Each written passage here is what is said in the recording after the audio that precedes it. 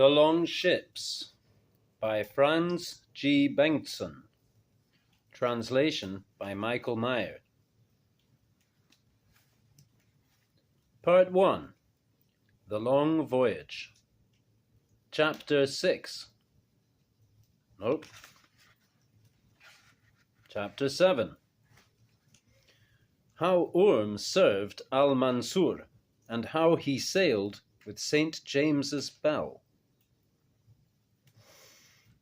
Orm entered the imperial bodyguard at Cordoba in the year commonly reckoned as the 8th of the reign of the Caliph Hisham, that is, 3 years before Boadigre and Varnakesson sailed with the Jomsvikings against the Norwegians. He remained in Almansur's service for 4 years. The men of the imperial bodyguard were greatly respected in Cordoba, and were more finely attired than the ordinary citizens. Their mail shirts were light and thin, but more resilient and of finer workmanship than any that Orm and his men had ever previously seen. Their helmets shone like silver, and on occasion they wore scarlet cloaks over their armour, and their shields were engraved round the edge with an arc of lettering, cunningly worked. This same legend was sewn upon Almansur's great banners, which were always borne at the head of his army when he marched to war, and the meaning of it was, Allah alone is victorious. The first occasion on which Orm and his men entered Almansur's presence, to be shown to him by the commander of the guard, they were surprised at his appearance, for they had imagined him to be of the proportions of a hero. He was, in fact, an unprepossessing man, pinched and half-bald, with a yellow-green face and heavy eyebrows. He was seated on a broad bed among a heap of cushions, and tugged meditatively at his beard as he addressed rapid commands to 2 secretaries seated on the floor beside him, who took down everything he said. On a table beside his bed there stood a copper box, and, next to the box, a bowl of fruit and a large wicker cage in which several tiny monkeys were playing and leaping around on a wheel. While the secretaries were writing down what he had just said, he took fruit from the bowl and put it between the bars of the cage, and watched the monkeys fighting for the gift and stretching out their dwarfish hands for more. But instead of smiling at their antics, he stared at them with sad eyes, and pushed more fruit in between the bars, and began again to dictate to his secretaries. After a while he gave the secretaries permission to rest, and bade the commander of the guard approach with his men. He turned his face from the cage, and gazed at Orm and the other Vikings. His eyes were black, and as though grief-stricken, but it seemed as if something burned and glittered deep down in their depths, so that the men found it difficult to meet his gaze for more than a few seconds. He studied them critically, one by one, and nodded his head. "These men have the bearing of warriors," he said to the commander. "Do they understand our language?" The commander indicated Orm and said that he understood Arabic, but that the rest knew little or none, and that they regarded him as their chieftain. Almansur said to Orm, "What is your name?" Orm told him his name, and added that in his language it meant serpent. Almansur then asked him, "Who is your king?" "Harold, the son of Gorm," replied Orm, "and he is the lord of all the Danish kingdom." "I do not know of him," said Almansur.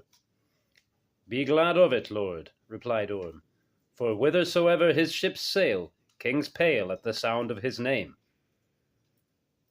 Almansur gazed at Orm for a few moments. Then he said, "You are quick-tongued, and deserve the name you bear. Is your king a friend of the Franks?" Orm smiled, and answered, "He was their friend when his own country was disturbed by insurrection. But when fortune smiles upon him, he burns their cities, both in Frankland and in Saxony. And he is a king whom fortune dotes on."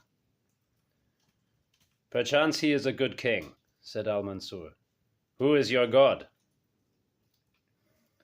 "That is a more difficult question to answer, Lord," replied Orm. "My gods are the gods of my people, and we think them strong, as we ourselves are.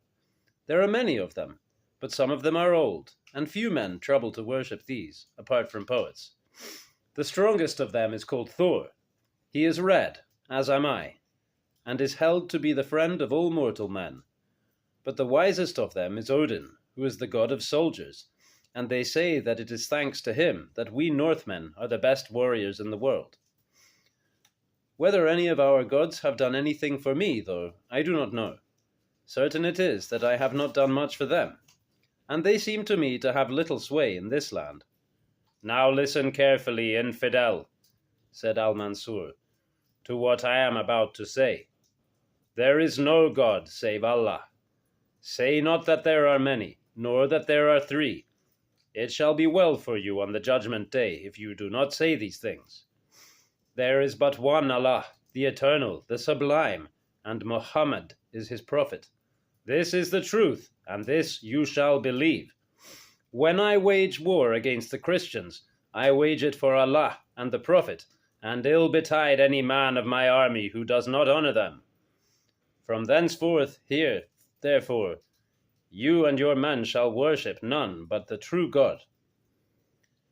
Orm replied, "We men of the north do not worship our gods except in time of necessity, for we think it foolish to weary them with babbling. In this land we have worshipped no god since the time when we sacrificed to the sea god to bless our homeward voyage with luck, and that proved to be of little use to us, for not long afterward your ships appeared, and we whom you see here became your captives. Perchance it may be that our gods wield but little power in this land. Therefore, Lord, I for my part shall willingly obey your command, and worship your God while I am in your service. If it be your pleasure, I shall ask my comrades what is their feeling in this matter." Almansur nodded his assent, and Orm said to his men, "He says that we must worship his God. He has only one God, who is called Allah, and who dislikes all other gods.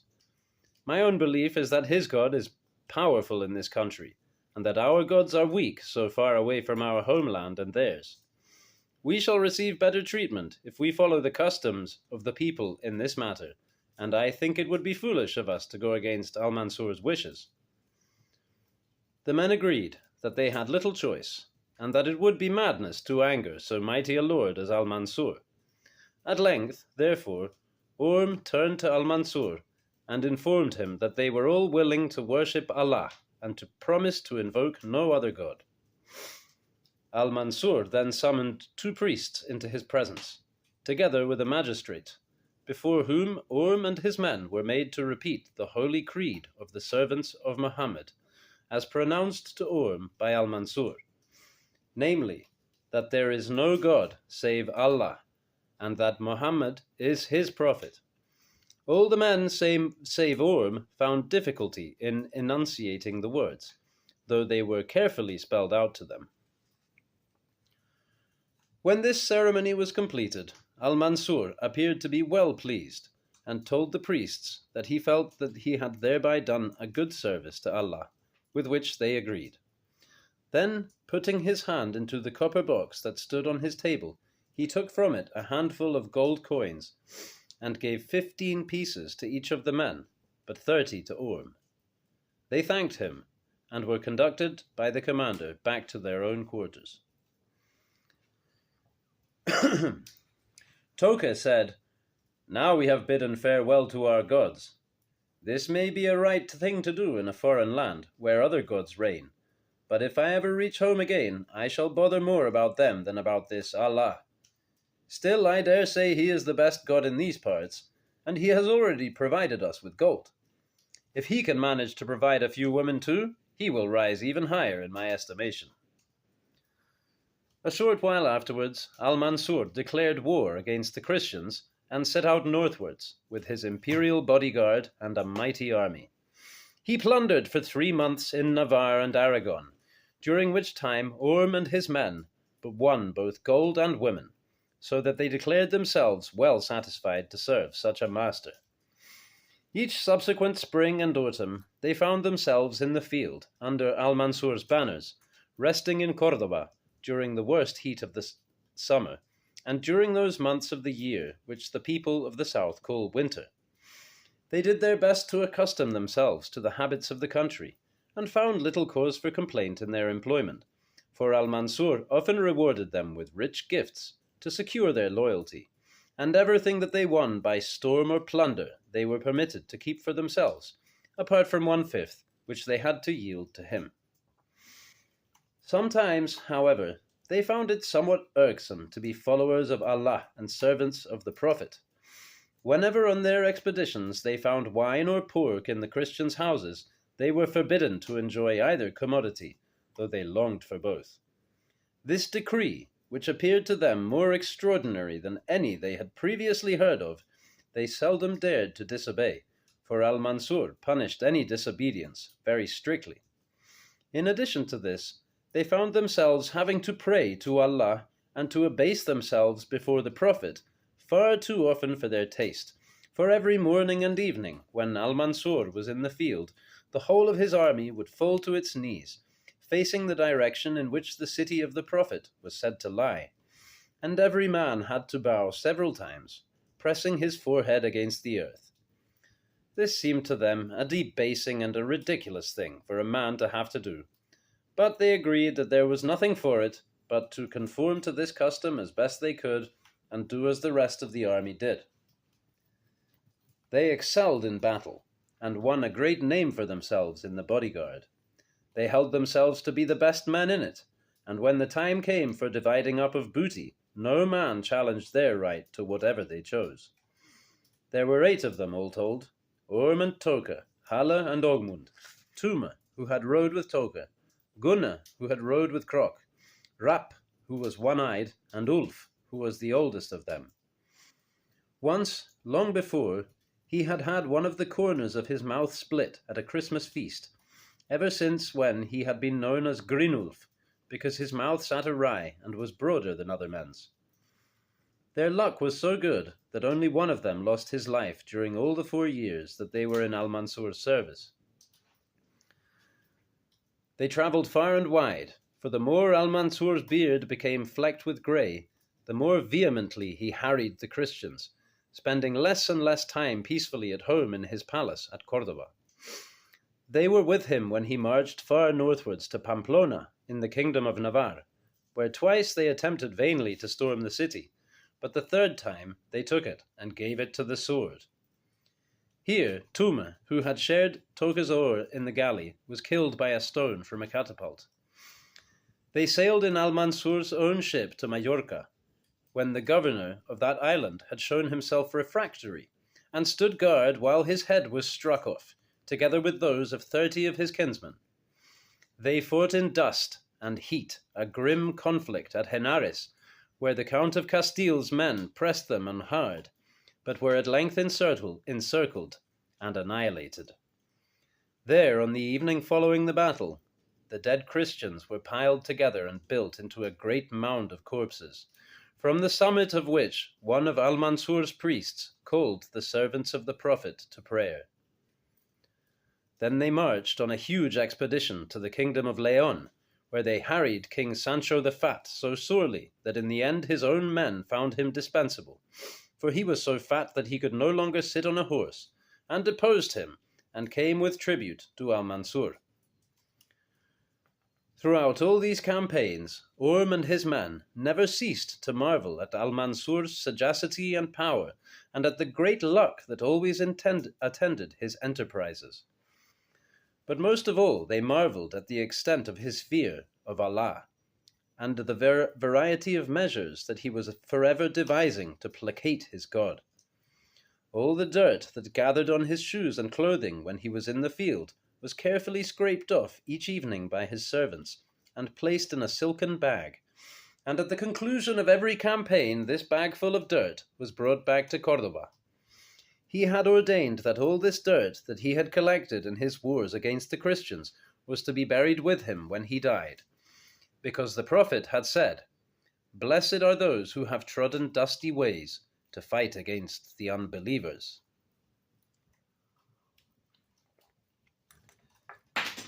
Despite all this dirt, however, Almansur's dread of Allah no whit decreased, and finally he decided to undertake a mightier enterprise than any that he had yet attempted, namely, to destroy the holy city of the Christians in Asturia, in which the Apostle James, the great miracle worker, lay buried. In the autumn of the 12th year of the reign of the Caliph Hisham, which was the 4th year that Orm and his men spent in Almansur's service, he assembled an army larger than any that had ever before been seen in Spain, and marching northwestwards, proceeding through the empty land, which was the old dividing barrier between the Andalusians and the Asturian Christians.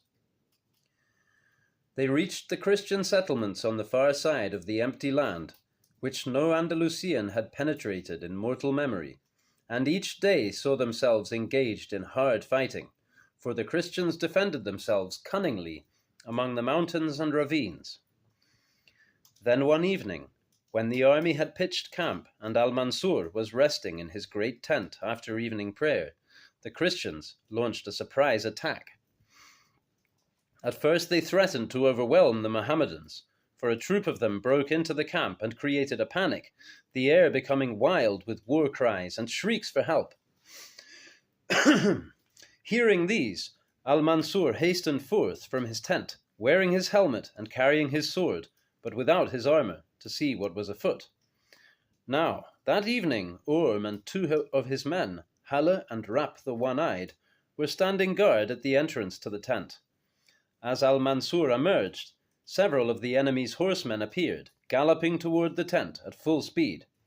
When they saw Almansur, they recognized him by his green helmet veil, for he was the only man in the army who wore that color, and, yelling triumphantly, cast their spears at him. It was a dark night, and Almansur was old, and could not have evaded them, but Orm, who was standing nearest to him, flung himself suddenly at his back, bowling him over onto his face, and taking 2 of the spears on his shield and a 3rd in the shoulder. A 4th grazed Almansur's side as he lay on the ground and drew blood. Halle and Rap rushed forward to meet the enemy, casting their spears at them and bringing one man from his horse. Then others swarmed to their assistance from all directions, and the Christians were killed or put to flight. Orm pulled the spear out of his shoulder and assisted Almansur onto his feet, wondering dubiously how his master would feel about being knocked face downwards onto the ground. Almansur, however, was hugely pleased with his wound. It was the first that he had ever received, and he reckoned it as a piece of a great good luck that he had been allowed to spill his blood for Allah's sake, without sustaining any serious injury in the process. He ordered 3 of his cavalry commanders to be summoned before him, and rebuked them publicly before his assembled officers for having not kept better watch over the camp. They prostrated themselves at his feet and confessed their negligence, whereupon Almansur, as was his wont when he was in a good humour, allowed them time to say their prayers and bind up their beards before being led to execution. To Halle and Rap he gave a fistful of gold each. Then, while all the officers of the army were still drawn up before him, he bade Orm step forward. Almansur stared at him and said, "Red-bearded man, you have laid your hand upon your master, which it is forbidden for any soldier to do. What answer have you to make this charge?" Orm replied, "The air was alive with spears, and there was naught else to be done. But it is my belief, Lord, that your honour is so great that what has happened cannot harm it. Besides which, you fell with your face toward your enemies, so that no man can say that you shrank from them." Almansur sat fingering his beard silently. Then he nodded and said, "It is a good answer, and you saved my life, and I have work yet to accomplish." He ordered a neck chain to be brought from his coffers. It was of gold and heavy. He said, I see that a spear found your shoulder. Perchance it may prove painful. Here is balm for the pain." So saying, he hung the chain around Orm's neck, which was an exceedingly rare honour for him to grant. After this incident, Orm and his men stood even higher in Almansur's favour than before. Toke examined the chain and expressed his delight that Orm had won so rich a gift. "Without doubt," he said, "this Almansur is the best master that a man could wish to serve. All the same, I think it was lucky for you and for the rest of us that you did not push him onto his back." Next day the army continued its march, and at length they came to the holy city of the Christians, where the Apostle James lay buried, with a great church built over his grave.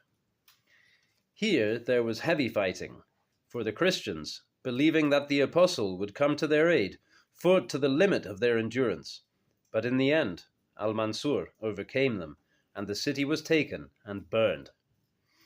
Hither Christians from all parts of their country had brought their most valuable treasures for safekeeping, for the city had never before been threatened by any enemy. Consequently, an enormous quantity of booty was captured, together with many prisoners. It was Almansur's especial wish to raise the great church that stood over the apostle's grave, but this was of stone and would not burn. Instead, therefore, he set his prisoners, aided by men from his own army, to pull it down. Now, in the tower of this church, there hung 12 bells, each one bearing the name of an apostle. They had a most melodious note, and were greatly prized by the Christians, in particular the largest of them all, which was called James. Almansur commanded that these bells should be taken back to Cordova by the Christian captives, there to be placed in the great mosque, with their mouths facing upwards, so that they might be filled with sweet-scented oil and burn perpetually as great lamps to the glory of Allah and the Prophet. They were enormously heavy, and great litters were built to hold them. 60 prisoners were set to carry each bell in one of these litters, working in shifts. But the James bell was so heavy that no litter could be built to take it, and they knew it would not be possible to convey it by ox cart across the mountain passes. Almansur, however, was very unwilling to leave it behind, for he regarded it as the finest item of spoil that he had ever won. Accordingly, he had a platform built for the bell to be placed upon, in order that this platform might be dragged on rollers to a nearby river, whence it and the bell could be removed to Cordova by ship. When the platform was ready, and the rollers had been placed beneath it, iron bars were passed through the hasps of the bell, and a number of men tried to lift it onto the platform. But the Southerners lacked either the strength or the enthusiasm for the work, and when longer bars were tried, so that more men might help with the lifting, the bars broke and the bell remained on the ground. Orm and his men, who had come to watch the work, began to laugh. Then Toke said, "6 grown men ought to be able to lift that without much trouble." And Orm said, 4 should be able to manage it. Then he and Toke and Ogmund and Rap the One-Eyed walked up to the bell, ran a short bar through the hasps, and lifted the bell up and onto the platform. Almansur, who had been riding past on his horse, stopped to watch them do this. He called Orm to him and said, "Allah has blessed you and your men with great strength, praised be his name. It would seem that you are the men to see this bell is safely conveyed to the ship, and to guard it on its passage to Cordova, for I know no other men capable of handling it." Orm bowed, and replied that this task did not appear to him to be difficult. Then Almansur had a body of good slaves chosen from among the prisoners, and ordered them to draw the bell down to the river at a point where it began to be navigable, after which they were to serve as oarsmen on a ship awaiting them there, which had been captured from the Asturians. 2 officials from Almansur's staff were sent with them, to be in charge during the voyage. Ropes were tied to the platform, and Orm and his men set off with the bell and its slaves, some of the prisoners drawing it, and others placing rollers before it. It was a tedious journey, for the path they had to follow led, for the most part, downhill, so that sometimes the bell slid forwards under its own momentum, and in the early stages some of the slaves who were changing the rollers were crushed. Orm, however, made them fasten a drag rope to the rear of the platform, so that they might be able to control it when the going was steep. Thereafter they made better progress, and so eventually came down to the river, where the ship lay at anchor. It was a merchant ship, smallish but strongly built, with a good deck, 10 pairs of oars, a mast, and a sail. Orm and his men lifted the bell aboard and made it fast with ropes and chocks. Then they put the slaves in their places at the oars and moved off down the river. This river ran westwards, north of that river up which Croc's ships had rowed on their way to the Margrave's fortress, and the Northmen were happy to find themselves once again in charge of a ship. The Vikings took it in turns to keep an eye on the rowers, whom they found mulish and very clumsy at their work. They were disappointed to find that there were no ankle chains in the ship, for this meant that someone had to keep watch throughout the night, and in spite of this, a couple of the prisoners, who had felt the whip, managed to escape. Orm's men agreed that they had never seen such miserable rowing before, and if it went on like this, they would never reach Cordova. When they came to the mouth of the river, they found there many of Almansur's great warships, which had been unable, on account of their size, to sail up the river, though most of the soldiers from them had marched inland to join in the general plundering. Orm's men were glad to see these ships, and he immediately sent both the officials to borrow as many ankle chains as possible from the various captains until he had obtained all that he needed. Then the slaves were fettered to their places. Orm also took this opportunity of laying in stores for the voyage, for it was a long way to Cordova. Having done this, they lay at anchor by the warships in a sheltered bay, to wait for good sailing weather. In the evening, Orm went ashore, together with Toke and Gunnar, leaving the rest of his men to guard the ship. They walked down the shore in the direction of some small warehouses, in which traders had established themselves for the purposes of bargaining for the loot that had been won, and to sell necessaries to the ships. They had all but reached the first warehouse when 6 men from one of the ships entered it, and Gunnar suddenly halted in his tracks. "We have business to transact with those men," he said. "Did you notice the first 2? Neither Orm nor Toke had observed their faces. Gunnar said, "They were the men who killed Croc." Orm paled, and a tremor ran through his body. "If that is so," he said, "they have lived long enough." They drew their swords. Orm and Toke still carried those which the lady Subaida had given to them, and Toke had not yet succeeded in finding any name for his sword as good as Blue Tongue. "Our duty to Croc comes before our duty to Almansur," said Orm. "All of us have vengeance to reap here, but mine comes first, because I am his successor as chieftain. You two run behind the warehouse to stop their escaping that way." The warehouse had a door in each of its shorter walls. Orm entered through the nearest, and found the 6 men inside, talking to the trader. The latter, when he saw Orm enter with his sword drawn, slunk away behind some sacks, but the 6 men from the ship drew their weapons and shrieked questions at him. It was dark and confined in the warehouse, but Orm at once picked out one of the men who had killed Croc. "Have you said your evening prayer?" he cried, and hewed at the man's neck so that his head immediately flew from his shoulders. 2 of the others straightway attacked Orm, so that he had his work cut out to defend himself.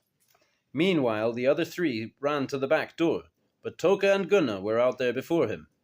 Toke felled one of them on the spot, crying out Croc's name, and aimed a savage blow at the next man, but there was little room to maneuver, because the warehouse was small and crowded with goods, to say nothing of the men who were fighting in it. One man jumped up on a bench and tried to aim a blow at Orm, but his sword caught in a rafter, and Orm flung his shield into the man's face.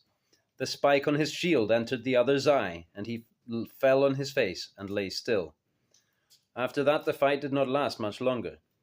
The second of the other two men who had killed Krok was felled by Gunnar. Of the others, Orm had killed 2, and Toga 3. But the trader, who had burrowed himself almost out of sight in the corner, was allowed to escape unharmed, because he had nothing to do with this affair. When they came out of the warehouse with their swords all bloody, they saw men approaching to discover what the noise had been about. But on seeing the Vikings' aspect, they turned and ran.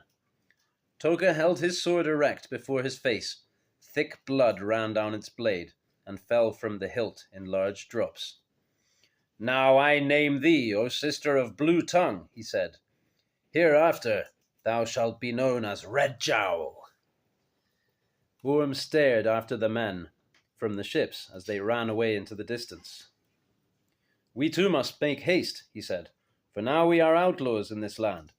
But it is a small price to pay for vengeance." They hastened to the ship and told the others what had happened.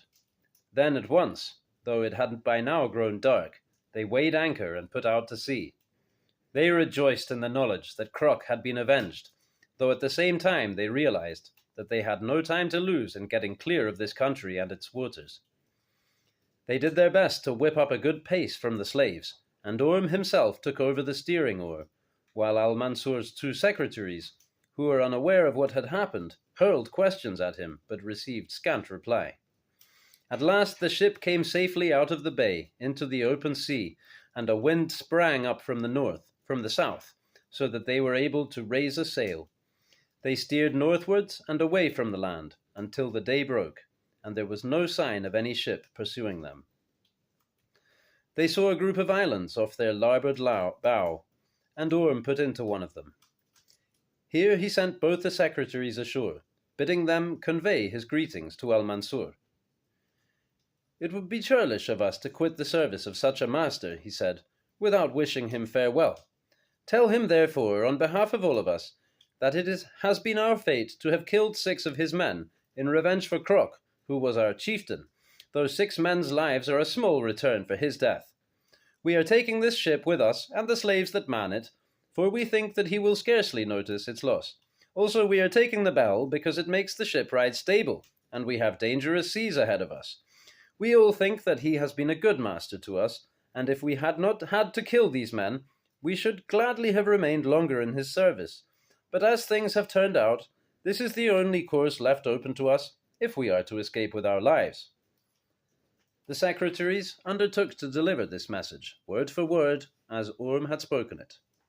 Then he added, "It would be well, too, if when you return to Cordoba, you could bear our greetings to a wealthy Jew called Solomon, who is a poet and a silversmith, and thank him from us for having befriended us so generously, for we shall never see him again." "And tell the lady Subaida," said Toga, "that 2 men from the north, whom she knows, send her thanks and greetings. Tell her, too, that the swords she gave us have served us well, and that their edges are yet undented, despite all the work that they have done. But for your own sakes, do not deliver this message when Almansur is within hearing." The secretaries had their writing materials with them, and noted all this down. Then they were left on the island with enough food to sustain them until such a time as some ship could find them, or they should manage to make their way to the mainland. When the slaves working the oars saw that the ship was putting out toward the open sea, they made a noisy clamor and a complaint, and it was evident that they wished to be left on the island with the secretaries.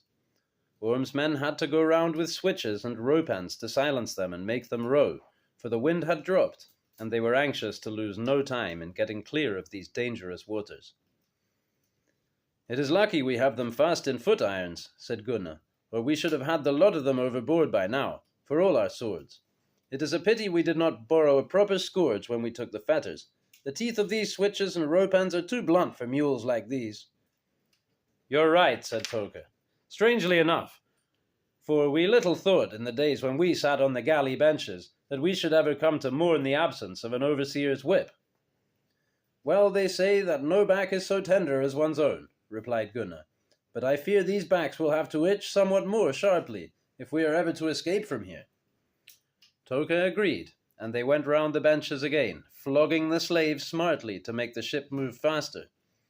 But they still made labored progress, for the slaves could not keep the stroke. Orm noticed this and said, "Rope ends alone will never teach men to row if they are not used to oars. Let us see if we cannot persuade the bell to lend us her aid." As he spoke, he took an axe and struck the bell with its blunt edge as the slaves dipped their oars. The bell gave out a great peal, and the slaves pulled in response. In this way they soon began to keep better time. Orm made his men take in turns in sounding the stroke. They found that if they struck with a wooden club padded with leather, the bell pealed more melodiously, and this discovery pleased them mightily.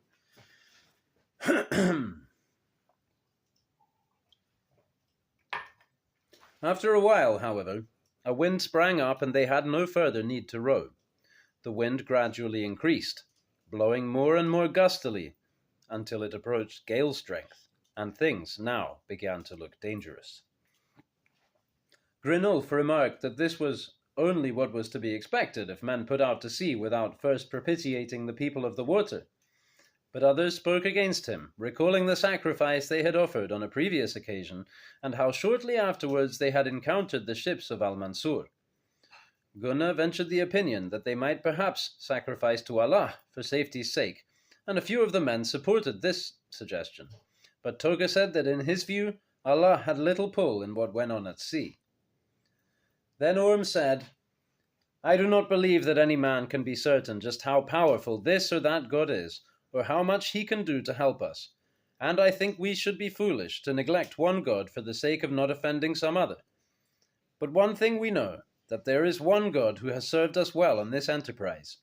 I mean St. James, for it is his bell that keeps our ship from turning turtle, and apart from this, it has helped the rowers to keep time.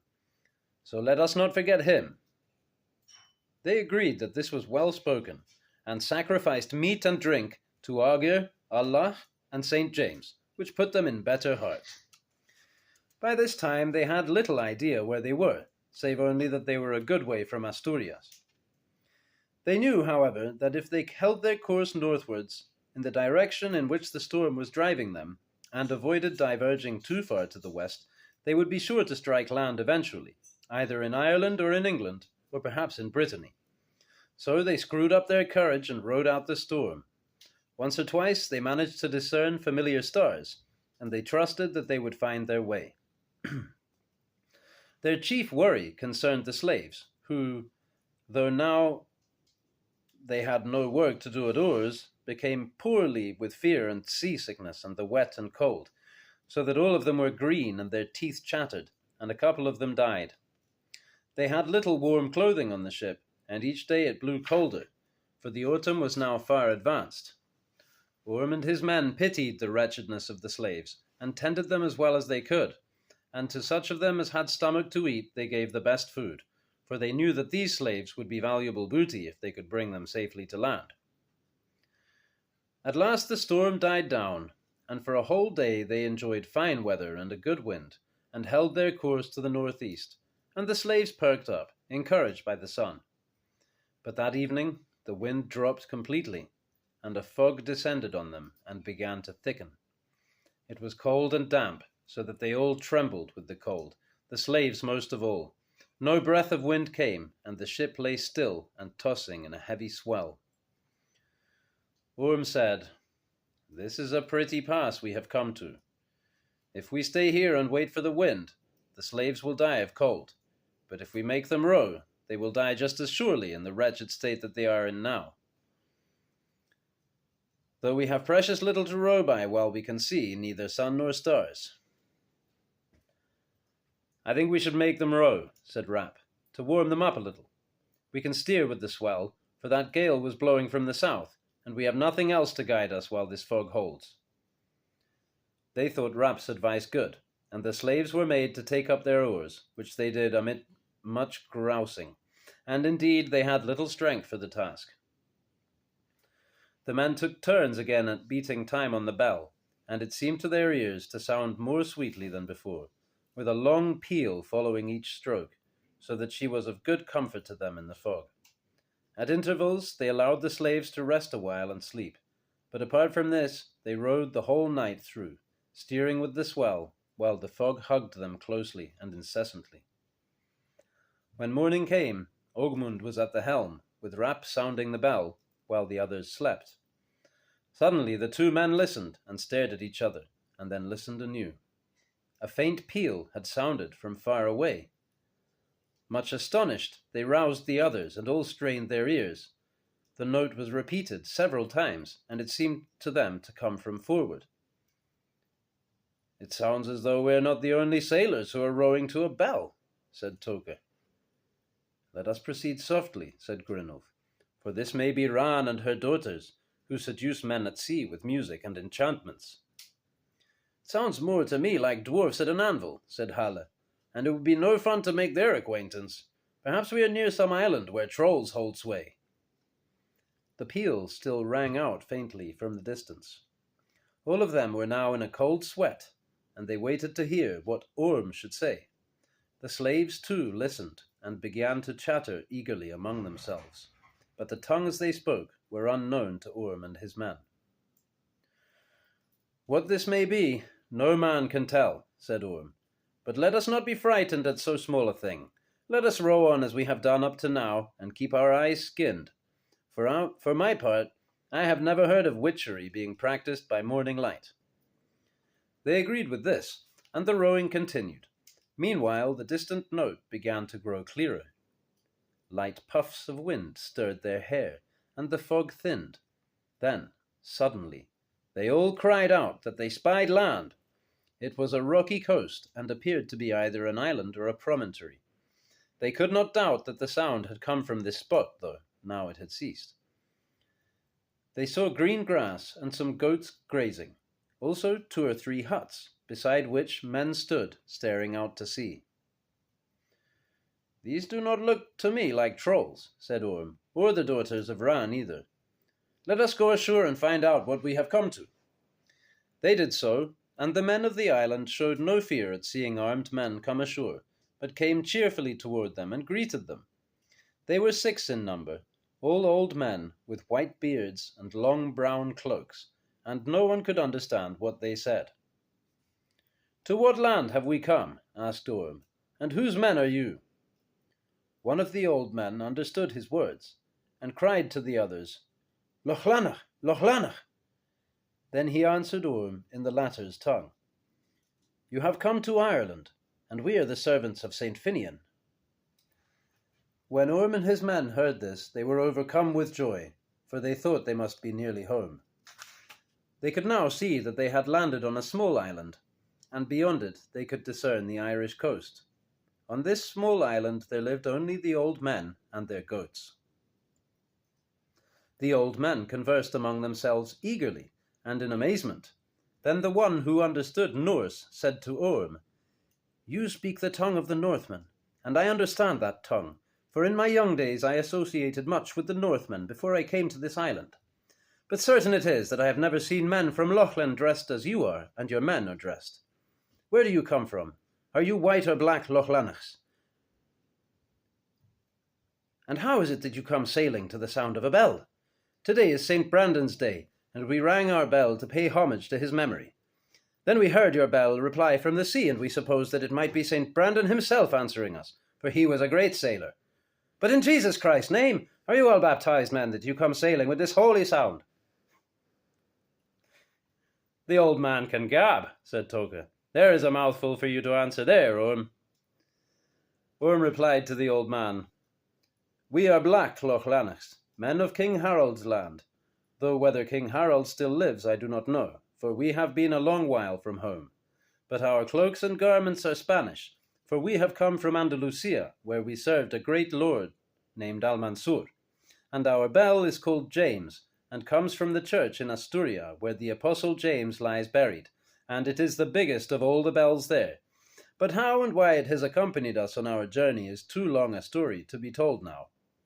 We have heard of this Christ you speak of, but where we come from, he is held in no great honor, and we are not baptized. But as you are Christians, you may be glad to hear that we have Christian men at our oars. They are our slaves, and come from the same place as the bell, but they have been badly knocked about on our journey, and are worth but little now. It would be a good thing if they could come ashore here and rest for a while before we continue on our journey homewards. You need fear nothing from us, for you seem to be good men, and we use no violence towards those who do not try to oppose us. We could make use of a few of your goats, but you will suffer no other loss, for we do not intend to stay here long."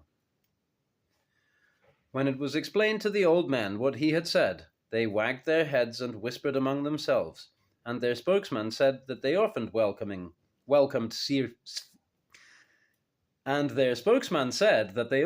welcomed seafaring men on their island, and that no man did them harm. "For we ourselves do harm to no man," he said, "and we have no possessions apart from these goats, and our boats and huts. The whole isle else is St. Finian's Isle, and he is powerful in the sight of God, and holds his hand over us. This year he has blessed our goats generously, so that you shall not lack for sustenance. Welcome, therefore, to the little we can offer you, and for us old men, who sit here year after year in loneliness, it will be a joy to listen to the story of your travels." So the slaves were brought ashore, and the ship was beached, and Orm and his men rested on St. Finian's Isle, living in peaceful harmony with the monks. They fished with them, making fine catches, and fed the slaves so that they looked less wretched, and Orm and the others had to recount all their adventures for the monks to hear, for though they had difficulty in following his words, the old men were eager for news of distant lands. But most of all, they marvelled at the bell, which was larger than any they had heard of in Ireland. They acclaimed it as a mighty miracle that St. James and St. Finian had spoken to each other with their bells from afar, and sometimes, at their holy services, they smote the bell of St. James instead of their own, and rejoiced aloud as its great clang echoed out across the sea.